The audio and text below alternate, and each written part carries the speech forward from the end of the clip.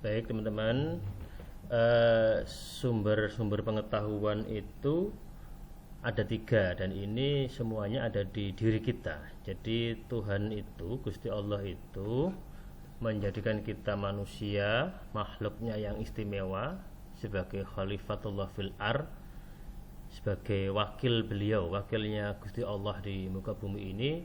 Itu tidak kosongan ya, tidak kosongan, tetapi kita diberi bekal untuk kita membangun peradaban. Peradaban itu bersumber dari salah satu sumber peradaban itu adalah dari perkembangan ilmu pengetahuan. Nah, dari mana kita mendapatkan pengetahuan? Ini dalam filsafat biasanya disebut ada 3 ya. Kalau kemarin saya jelaskan bahwa ilmu pengetahuan barat itu hanya berfokus kepada hal-hal yang empirik, yang indrawi, yang tertangkap oleh indera, maksimal mereka pada hal yang rasional, yang filosofis rasional itu maksimal. Nah, kita dalam Islam sumber pengetahuan kita itu ada 3 ya. Yang pertama dari indera, kedua dari akal pikiran, yang ketiga dari hati. Ini lebih tepatnya alat-alat untuk mendapatkan pengetahuan gitu ya. Alat-alat untuk mendapatkan pengetahuan, dan alat-alat ini harus diingat, ini adalah alat-alat yang Allah berikan ke kita. Tidak ujuk-ujuk kita punya alat-alat ini. Jadi ini merupakan berkah, karena itu harus kita syukuri. Indra ya kan, kita mengenal ada 5, penglihatan, pendengaran, penciuman, perasa, apalagi penglihatan, pendengaran, penciuman, perasa, satunya apalagi itu, ada panca indera, ada 5 hal. Nah, indera itu karena dia posisinya ada di kulit, ada di tubuh, di kulit kita, maka yang dapat ditangkap dan dicerap oleh indera itu ya hal-hal yang bersifat fisik, material, itu kan. Dan indera itu adalah salah satu alat untuk kita bertahan hidup. Semua makhluk hidup punya indera, dan dengan indera itu kita bertahan hidup. Nah, seperti saya sebutkan kemarin bahwa indera itu terbatas. Karena itulah manusia kemudian menciptakan berbagai macam alat untuk membantu keterbatasan indera itu. Untuk melihat hal-hal yang terlalu kecil, yang mata itu susah untuk menangkapnya, manusia menggunakan mikroskop.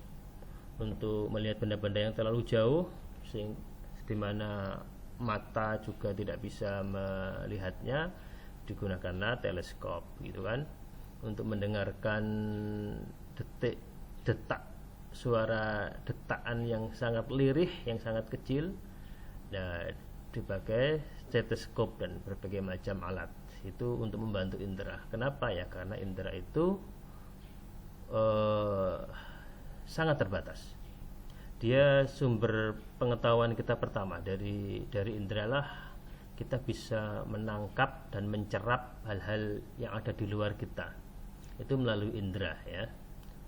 Karena indera itu terbatas, ya tentu selain manusia menciptakan alat-alat untuk membantu indera, dibutuhkan alat-alat lain yang sudah Allah berikan ke kita ya. Contoh kita kelemahan indera ya. Kalau di siang hari panas kentang-kentang begitu kan, kita seperti melihat ada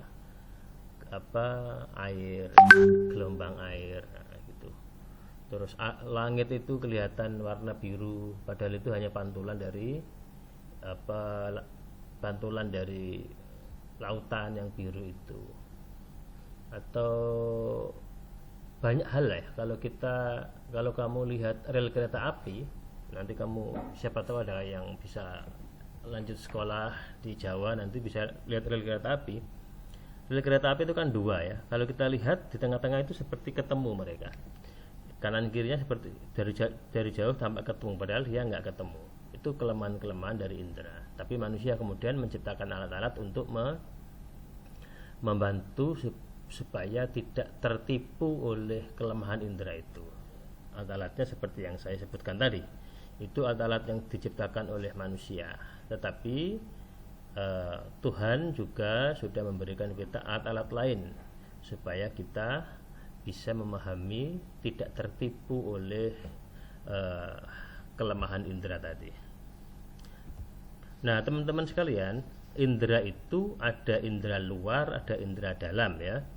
Kita melihat benda di depan kita dengan mata kita itu indera luar yang melihatnya. Kita mendengar, kita mencium, kita merasa, itu semua indera luar. Selain indera luar, kita manusia juga punya namanya indera batin atau indera dalam. Indera batin itu indera yang membantu secara maksimal fungsi-fungsi indera luar. Kalau hanya indera luar tanpa indera batin, indera dalam, kita akan kesusahan.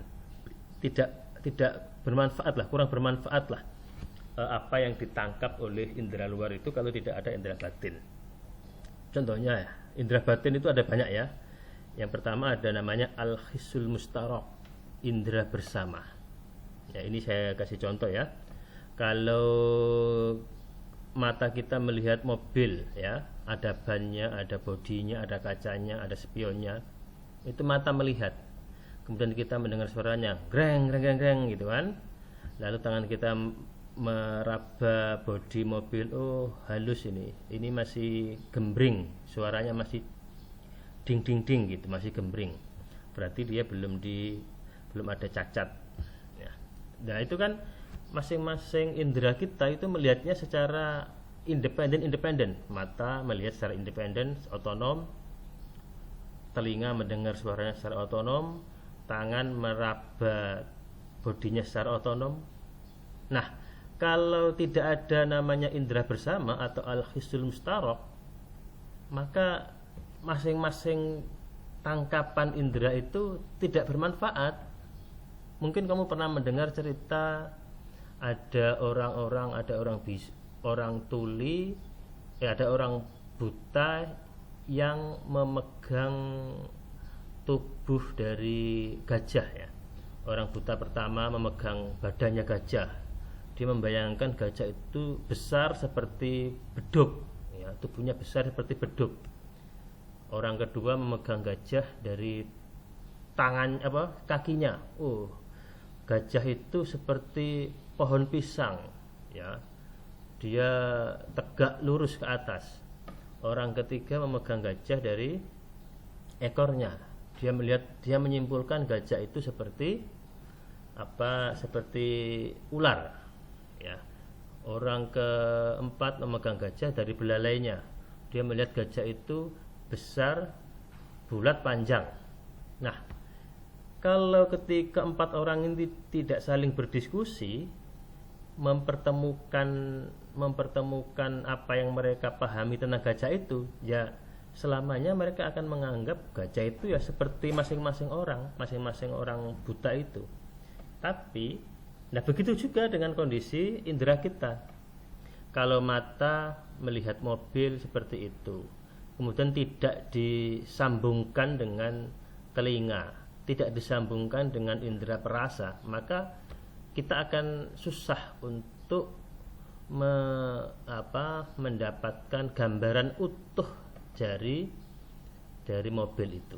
Nah, yang bisa menyatukan menjadi dari berbagai macam tangkapan indera yang otonom itu namanya al-hissul mustarok, indera batin bagian indera bersama namanya. Itu. Yang kedua ada namanya indera khayali, indera yang memiliki daya imajinasi, yang menciptakan namanya daya imajinasi retentif. Mata kita itu bisa melihat benda-benda yang ada di luar, ya kan? Tapi benda-benda itu tidak akan terekam tanpa adanya namanya indera khoyal ini. Di sini saya gambarkan indera khoyal itu seperti tombol record. Kalau kamu pakai HP, kemudian buka kamera, di situ kamera itu bisa menangkap hal-hal yang ada di luar. Tapi kalau recordnya tidak kamu klik, ya percuma kan, hanya menangkap saja, tidak merekam. Gitu. Jadi daya khoyal itu daya rekam, daya merekam benda-benda di luar, dan daya rekam ini posisinya ada di dalam.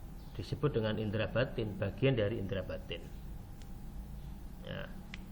Nah, yang ketiga, indera batin itu namanya al-wahm atau daya estimasi. Ini daya untuk memberikan nilai pada benda-benda.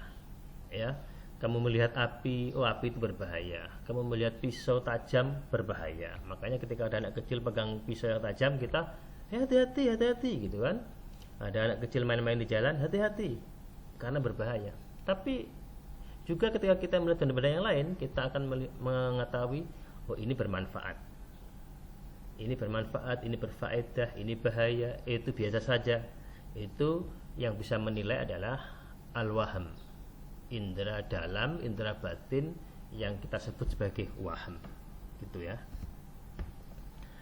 Yang keempat itu namanya indera mutakhayyalah atau mutakhayyilah, indera untuk berimajinasi.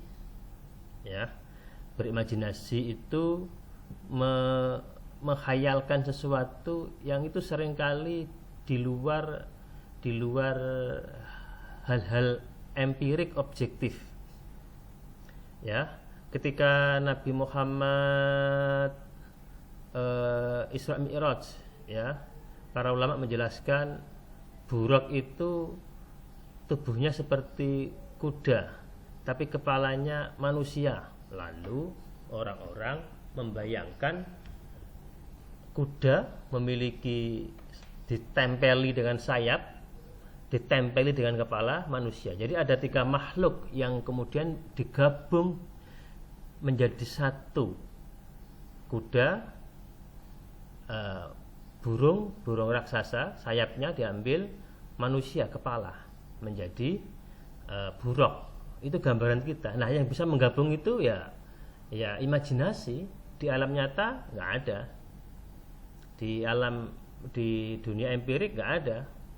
Ya, bayangan kita tentang yang namanya putri duyung itu kan seperti itu. Tubuhnya ikan, kepalanya cewek cantik, itu imajinasi. Ya, yang bisa menggabungkan itu daya mutakhayyilah. Di laut gak ada putri duyung seperti itu. Yang ada ikan duyung, bentuknya ya ikan seperti biasa, dia tubuhnya besar, kepalanya bulat. Ya, yang bisa menggambarkan itu adalah di luar batas-batas empirik, itu namanya indera mutakhayyilah. Dan ini susah, dan ini kelebihan kita bisa membayangkan sesuatu yang di alam nyata tidak ada. Ya, tidak ada. Para jomblo membayangkan seandainya dia menikah dengan si A si B, cewek si A cewek si B, oh, hidupnya akan bahagia. Padahal si A si B sudah milik orang lain, sudah menikah. Nah, bayangan dia menikah dengan si A si B itu adanya di indera batin kita yang namanya batin mutakhayyilah. Yang kelima namanya al-hafizah. Ini memori. Kalau tadi daya khayal itu merekam, ya. Saya sebutkan tadi, dia merekam seperti kameramu, kamu klik recordnya itu merekam. Nah, setelah direkam, kalau kamu lupa men-save as, menyimpannya, ya hilanglah. Walaupun sudah direkam, kalau nggak disimpan ya hilang. Nah, yang menyimpan itu namanya indera memori al-hafizah. Ya, ini jadi al-hafizah itu indera yang menyimpan hasil rekaman dari indera khoyal. Ini indera-indera dalam, ya. Tanpa 5 indera batin ini, indera luar itu tidak ada manfaatnya kan, tidak ada manfaatnya.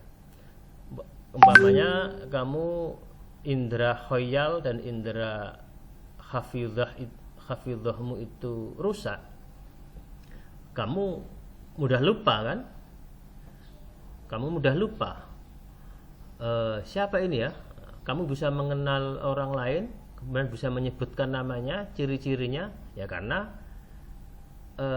ciri-ciri fisik benda itu kamu simpan di otakmu, di indera al-hafidhah ini, melalui indera hafidhah ini. Kalau tidak kamu simpan, ya kamu ketemu lagi, nggak ingat lagi ini siapa ya, nah, gitu kan. Ini susah nanti. Sama seperti ketika kamu indera wahmu, indera untuk menilai sesuatu yang ada di luar itu berbahaya atau tidak, itu kalau rusak, ya kamu susah, kamu akan bisa celaka.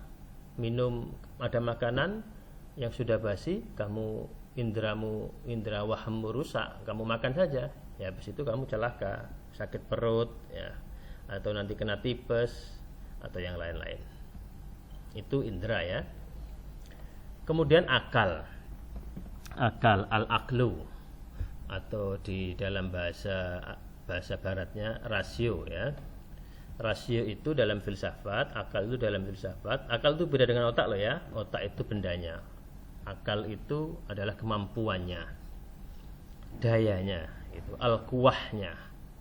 Nah, akal itu ada dua, ada akal teoritis dan akal praktis. Akal teoritis itu akal, kemampuan, daya yang mampu untuk menciptakan konsep-konsep, nama-nama, menciptakan istilah-istilah, merangkai pengetahuan. Itu namanya akal teoritis. Kalau akal praktis itu akal untuk akhlak, untuk bagian tindakan perilaku kita. Itu akal praktis. Nah, dengan akal kita bisa menindaklanjuti pengetahuan dari indera itu secara lebih jauh. Karena dengan akal kita bisa menanyakan hal-hal yang lebih dalam. Kapan, di mana? Telinga kita mendengar informasi ada kecelakaan. Ya. Kalau hanya pakai indera, informasi itu berhenti kita tangkap, kemudian kita rekam, kita simpan, lalu kita nilai dengan waham. Oh, itu bahaya. Hanya itu saja. Tapi dengan kita punya akal, itu bisa kita tindak lanjuti lagi. Kenapa kok bahaya? Ya. Bagaimana bisa tidak berbahaya? Ketemu ikan buntal itu kan ada racunnya. Ya, kalau hanya pakai indera, ya sudah berhenti. Kita tidak akan makan ikan buntal. Tapi dengan adanya akal kita bisa menindaklanjuti. Kenapa ikan buntal ini berbahaya? Oh, akhirnya kita pikirkan, kita teliti, ketemu ikan buntal itu berbahaya karena ada bagian di tubuhnya itu yang mengandung racun. Beranjak lagi pertanyaannya, bagaimana caranya supaya dia bisa dikonsumsi tanpa manusia terracuni? Akhirnya diolahlah, satu bagian itu dibuang, kemudian ikan buntalnya diolah dengan cara tertentu, akhirnya bisa dikonsumsi, bisa dimakan tanpa membahayakan tubuh. Lah, pertanyaan lanjutan itu akal fungsinya, indera nggak bisa, gitu kan? Indera hanya berhenti merekam, menyimpan, dan tadi waham, menilainya. Untuk lebih lanjutnya itu adalah kerja akal. Itu. Ya, karena itulah akal itu fungsi utamanya adalah untuk menganalisis. Karena itu pula teman-teman, kalau kamu hanya menghafal, itu kamu hanya menggunakan fungsi inderamu saja, indera dalam. Tadi indera al-hafidhah, indera menghafal. Supaya kamu tidak hanya menghafal, tidak hanya menggunakan indera batinmu, ya kamu harus menganalisisnya, memahaminya, kemudian menganalisisnya. Itu fungsinya. Al-Quran kalau kamu hafalkan saja atau hadis kamu hafalkan saja, ya berarti dia hanya nempel di indera batin saja. Supaya bisa dia masuk ke akal, maka hadis atau Al-Quran itu isinya kamu pelajari, kamu pahami, kamu analisis. Ya, kenapa dalam Al-Quran disebutkan bahwa Al-Quran itu la raiba fi hudal lil muttaqin? Kenapa di satu ayat disebutkan Al-Quran itu merupakan petunjuk bagi orang-orang bertakwa, sementara di ayat lain disebutkan Al-Quran itu hudal linnas, petunjuk bagi umat manusia? Ya, cara menganalisis inilah kerjanya akal. Ini kamu analisis, kenapa kok di Baqarah Al-Quran disebut hudal lil muttaqin? Bukankah orang yang bertakwa itu sudah orang yang mendapatkan petunjuk? Kenapa masih disebut masih hudal lil muttaqin? Ya. Apa perbedaannya dengan hudal linnas? Ya, itu nanti bisa kamu analisis. Itu adalah kerja akal. Kalau kamu hanya menghafal, ya sudah, kamu berhenti di situ aja. Kamu hafal Al-Baqarah, Ali Imran dan lain sebagainya, tapi kamu tidak memahami. Untuk memahami dan menganalisis itu kerjanya akal. Nah, akal itu juga bisa menemukan esensi sesuatu benda. Ya, esensi sesuatu benda. Contohnya begini. Ini saya kasih contoh kursi ya. Kamu di rumah lihat kursi, kamu dudui. Ketika kamu beli nasi di warung ada kursi kan? Di sekolah, di kampus ada kursi dengan berbagai macam bentuk, dengan bahan-bahannya yang berbeda-beda kan? Ada plastik, ada kayu, ada besi, ada aluminium, ada yang dari semen ya. Nah, kalau hanya pakai indera, ya sudah, kamu hanya merekam bahwa itu kursi gitu saja. Tapi dengan adanya akal, kamu bisa menemukan sesungguhnya kursi itu apa sih. Akhirnya kamu berpikir, oh kursi itu adalah tempat duduk yang memiliki sandaran. Itu untuk apa? Untuk membedakan dengan tempat duduk yang lain, karena nggak semua tempat duduk itu memiliki sandaran. Yang disebut kursi adalah tempat duduk yang ada sandarannya. Nah, kalau tempat duduk yang nggak ada sandarannya, namanya bisa apa? Dingklik atau bangku gitu. Beda-beda tempatnya. Nah, dengan kita bisa menemukan esensi sebuah benda yang berbeda-beda itu, maka kita bisa membuat definisi. Definisi itu hasil dari akal kita, bukan hasil dari indera kita. Gitu ya. Kita menemukan meja, kursi, pintu, kemudian apa lagi? Banyak ya, banyak. Kemudian kita berpikir, akhirnya kita ketemu esensi dari semua itu adalah kayu. Nah, gitu. Esensinya ketemu kayu. Walaupun bentuknya berbeda-beda, meja, kursi, pintu, jendela, bentuknya kan berbeda-beda, tetapi kita bisa menemukan kata kuncinya, esensinya. Semua itu esensinya adalah kayu. Nah, gitu kan? Itu fungsi dari akal. Akal bisa menemukan esensi. Esensi ini oleh Aristoteles disebut sebagai surah atau form. Form secara mudah itu ya definisi yang menunjukkan ciri khas dari suatu benda. Kita bisa membedakan manusia dengan kera itu karena kita bisa menemukan ciri khasnya.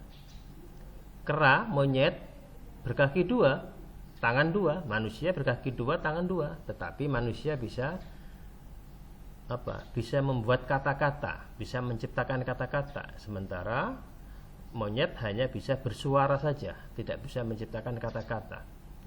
Itu contohnya. Kita membedakan ayam dengan burung biasa, burung lain itu dengan apa? Dengan formnya, dengan surahnya. Surahnya apa? Berkokok. atau berpetok-petok, apa namanya, petok-petok ketika, kalau yang jantan berkokok, yang betina petok-petok ketika mau bertelur. Itu contohnya. Kita bisa menemukan ciri khas dari tiap-tiap benda untuk membedakan dari benda yang lain. Itu pakai akal. Tapi akal itu hanya bisa memahami pengalaman fenomenal. Pengalaman fenomenal itu pengalaman yang tampak dari luar, yang kelihatan dari luar. Tidak bisa memahami pengalaman eksistensial, pengalaman yang melibatkan emosi, perasaan orang. Kamu ketika menunggu ujian, ya, dengan temanmu yang sama kamu duduk ya, yang satu menunggu ujian, yang satu duduk-duduk biasa, beda kan, sama-sama 1 jamnya tapi beda rasanya. Yang menunggu ujian itu dengan dada berdetak kencang karena dia mau ujian. Yang satu karena dia tidak menunggu siapa-siapa, duduk santai saja, dadanya tidak berdetak kencang. Nah, perasaan yang dirasakan oleh 2 orang meskipun secara fenomenal dia itu sama-sama duduk 1 jam itu beda. Yang satu 1 jam itu rasanya cepat sekali, yang satu 1 jam itu rasanya biasa saja atau cepat atau lambat sekali. Pengantin baru ketika malam pertama rasanya malam itu berlalu cepat sekali. Tapi bagi kita yang punya hutang yang besok mau ditagih juga cepat sekali kan.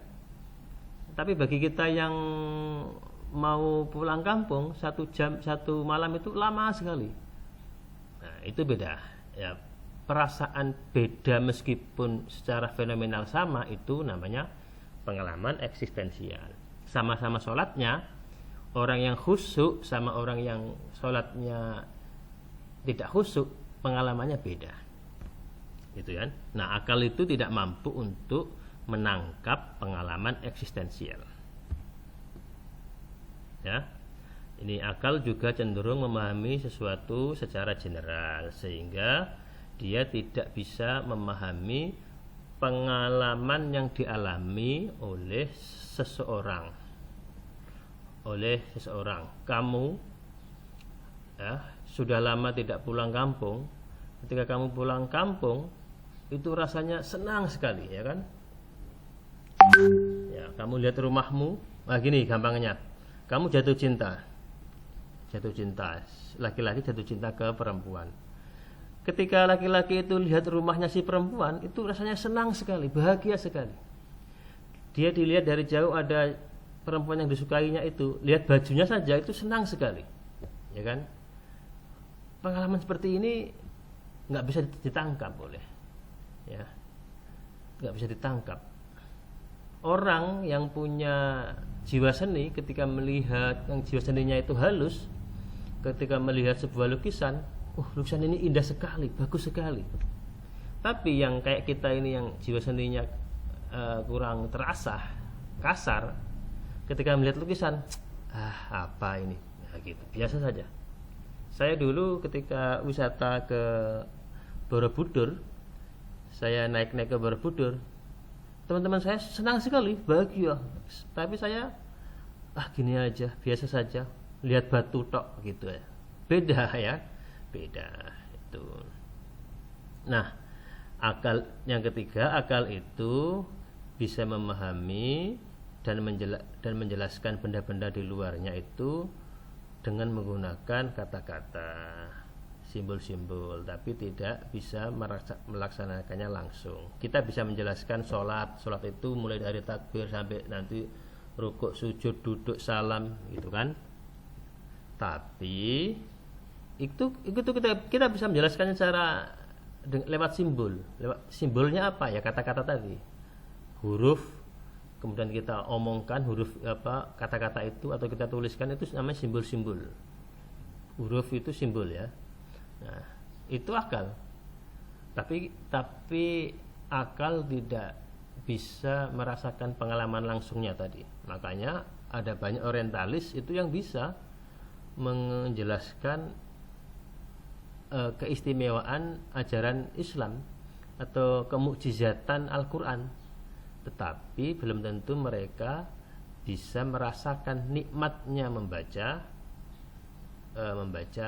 Al-Quran. Mereka bisa mengkajinya, menganalisis tata bahasa Al-Quran, kemudian bisa menjelaskannya dengan gamblang, tetapi mereka belum tentu bisa menikmati kenikmatan ketika membaca Al-Quran. Karena itulah kita butuh alat yang lainnya yang namanya al-qalbu atau hati, gitu kan? Sesungguhnya di dalam jasad itu ada satu benda, ya. Jika bagus bendanya, maka bagus pula jasadnya, yaitu wahuwa al-qalb, gitu kan. Tapi qalb itu bukan jantung, ya, bukan jantung secara fisik. Qalb itu jantung secara batin, yaitu hati. Hati, tempat di mana kebaikan dan keburukan itu bertarung. Nah, kalau tadi saya sebutkan akal itu tidak mampu memahami pengalaman-pengalaman emosional yang langsung itu, lalu apa yang bisa memahaminya? Yang bisa memahaminya itu ya hati. Ya, hati. Kalau akal itu berkutat di ruang kesadaran, hati itu bisa menerobos ke ruang-ruang yang enggak sadar, hal-hal yang gaib. Ya, karena itu hati bisa memahami pengalaman-pengalaman non indrawi. Ini bisa kamu baca.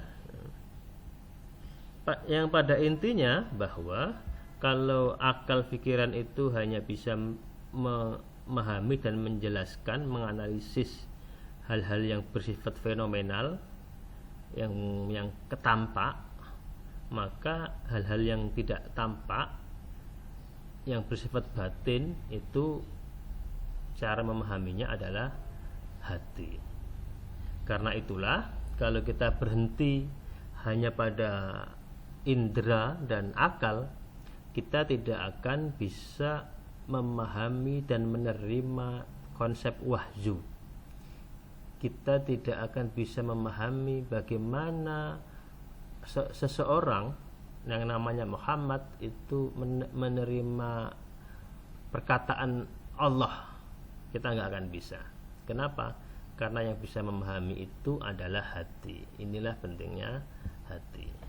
Itu dari saya. Nanti kita lanjutkan dengan diskusi. Terima kasih. Assalamualaikum warahmatullahi wabarakatuh. Waalaikumsalam.